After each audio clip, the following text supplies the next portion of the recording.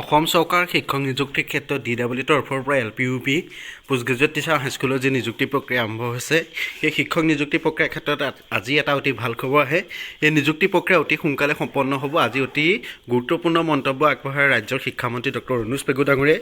আপোনালোকক শিক্ষামন্ত্ৰীৰ অতি ভাল খবৰটো জনাবলৈ লৈছোঁ। শিক্ষক নিযুক্তিৰ প্ৰক্ৰিয়াটো আৰম্ভ হৈ গ'ল আৰু শিক্ষক নিযুক্তিৰ প্ৰক্ৰিয়াটো সম্পূৰ্ণ স্বচ্ছ, ট্ৰেন্সপাৰেণ্ট আৰু একমাত্ৰ মেধাৰ ভিত্তিতে আমি কৰিবৰ কাৰণে যত্ন কৰিছোঁ আৰু আমি ভাবোঁ যে আমি 100% সফল হ'ম।